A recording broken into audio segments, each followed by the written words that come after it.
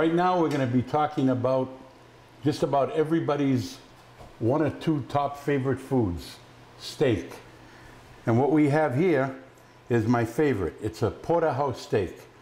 Now we're only looking at half of it, and what I mean by half, this is the sirloin side, and right here is where the fillet was. Well, I buy these all the time because sometimes I'm in the mood for just a fillet or sirloin, and then the next time I'll have whatever I leave.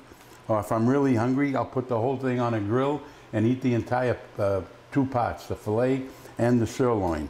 Now, the other day I cut out my fillet and I prepared it and cut it very thin, and I made a delicious filet mignon sandwich.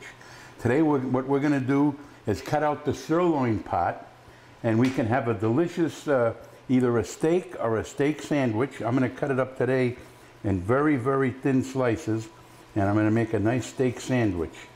So just follow the bone, cut down, and another very important piece of making this the proper way, and it should be one of these in every kitchen, is have a cast iron skillet, because these conduct heat better than any other type of a pan.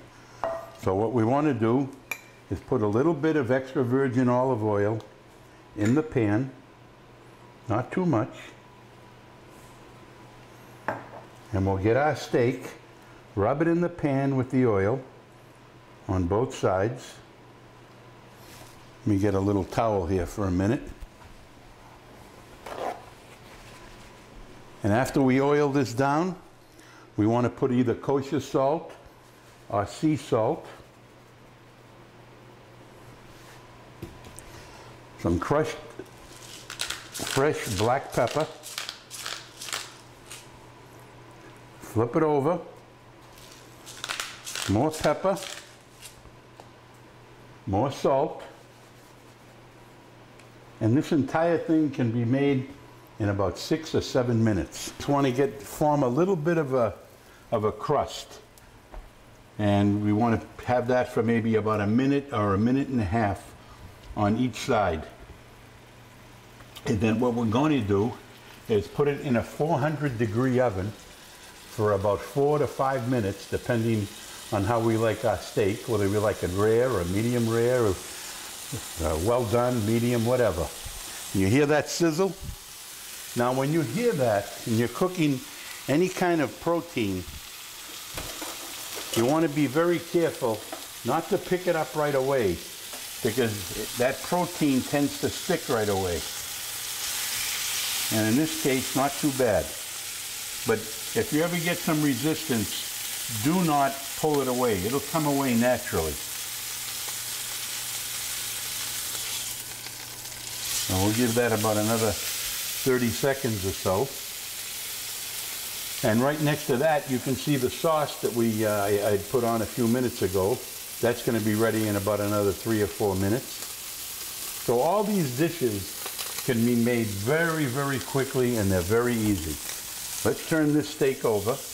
There, see that? That's what we want. See that crust and that caramelization? Well, it looks delicious already. We'll give that about a minute. Another very important piece of equipment, once we take that out, is having one of these. This is one of these long slicing knives. This one is extra long because if you have a big piece of prime rib or meat or ham or turkey, it makes the cutting very easy. And it also enables you to cut it very thin and very precise. Very important. Cast iron and a slicing knife such as this. So that's looking good. So we're going to take that, put it right into our preheated oven. We took it out of the oven after 5 minutes at 400 degrees. Now look at that beautiful steak. Look at that crust, that caramelization. And as I mentioned, we've let it sit for a few minutes to have all the juices redistribute back into the steak. And now what we'll do is put it on our cutting board. And now we have this nice slicing knife. Look at the color. Look at that.